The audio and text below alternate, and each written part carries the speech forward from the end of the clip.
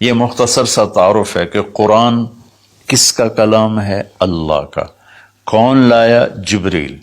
کن کے پاس لایا؟ ہمارے نبی پاک صلی اللہ علیہ وسلم۔ کس لیے لایا؟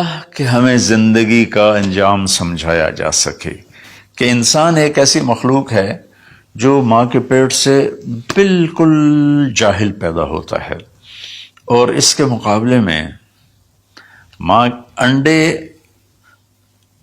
سے نکلنے والا ہو یا ماں کے پیٹ سے نکلنے والا جانور اور کیڑے مکوڑے، یہ چونٹی کتنی چھوٹی ہوتی ہے اور انڈا کتنا چھوٹا ہوگا، تو اس سے نکل کر وہ اندھیرے میں ہوتی ہے اور اس سے زندگی گزارنے کا پورا طریقہ معلوم ہوتا ہے کہ میرے لیے ٹھیک کیا ہے، غلط کیا ہے، صحیح کیا ہے، غلط کیا ہے۔ انسان پیدا ہوتا ہے، واللہ اخرجکم من بطون امہاتکم لا تعلمون شیئا، میرے بندو اللہ نے تمہیں ماں کے پیٹ سے نکالا، تم کچھ بھی نہیں جانتے تھے، تو ہمیں باہر سے علم لینا ہوتا ہے، اور باقی کسی مخلوق کا امتحان نہیں، میرا اور آپ کا امتحان ہے کہ اللہ تعالیٰ فَهَدَيْنَاهُ النَّجْدَيْنِ، یہ دو راستے ہیں، یہ سیدھا ہے، یہ غلط ہے۔ قرآن سیدھا راستہ بتاتا ہے، إِنَّ هَذَا الْقُرْآنَ يَهْدِي لِلَّتِي هِيَ أَقْوَمُ، قرآن تمہیں سیدھا راستہ بتاتا ہے۔ اور شیطان کیا کرتا ہے؟ وہ ہمیں غلط راستہ بتاتا ہے، وہ ہمیں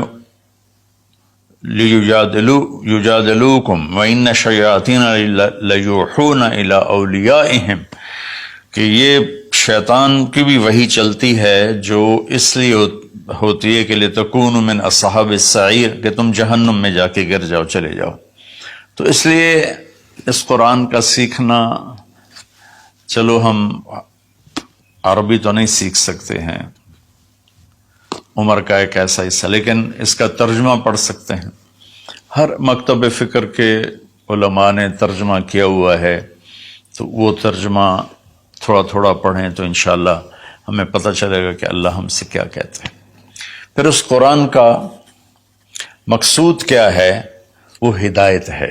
الف لام میم ذالک الکتاب لا ریب فیہ ھدی للمتقین، یہ کتاب کی پہلے اللہ نے ضمانت دی کہ یہ ہر شک و شبہ سے بالا تر کتاب ہے، دنیا میں کوئی یہ دعویٰ نہیں کر سکتا، نہ بولنے والا نہ لکھنے والا۔ انبیاء کے سوا بڑے سے بڑا علامہ ہو، بولنے میں خطا کھائے گا، بڑے سے بڑا علامہ ہو، لکھنے میں خطا کھائے گا، صرف میرے رب کا انبیاء اور میرے رب کا کلام ہر خطا سے پاک ہے۔ تو یہ کس لیے ہے؟ ہدن للمتقین، یہ ہدایت ہے۔ ہدا، جو کہ عربی زبان ان کی تھی، تو اللہ تعالیٰ نے انہی کی، سبحان اللہ، انہی کے استعمال کے مطابق جب قرآن کو اتارا تو وہ ہل کے رہ گئے۔ ہدا ویسے تو کہ سیدھا راستہ، لیکن ہدا اس چٹان کو کہتے ہیں جو سمندر میں ابھری ہوئی ہو، پانی سے باہر نکلی ہوئی۔ سمندر کے اندر بے شمار پہاڑ ہیں جو ہمارے زمینی پہاڑوں سے زیادہ ہیں، تو کہیں کہیں وہ اوپر نکل آتے ہیں، اور ان پر جب سورج کی چمک پڑتی ہے تو وہ چوٹیاں روشن ہو جاتی ہیں۔ اس روشن چوٹی کو عرب جب سفر کرتے تھے، یا دوسرے بھی جب بحری سفر کرتے تھے، تو ان کو نشانی بناتے تھے کہ یہ پہاڑ کی چوٹی فلاں جگہ کا پتہ بتاتی ہے، یا سمجھیے جدہ کا پتہ بتاتی ہے، یہ یمبو کا پتہ بتاتی ہے، یہ خلیج عقبہ کا پتہ بتاتی ہے۔ ایک مثال دے رہا ہوں۔ تو ہدا اس پہاڑ کی چوٹی کو کہتے ہیں جس کو دیکھ کر بحری جہاز اپنی سمت اور راستے کو صحیح کرتے تھے اور منزل تک پہنچتے تھے۔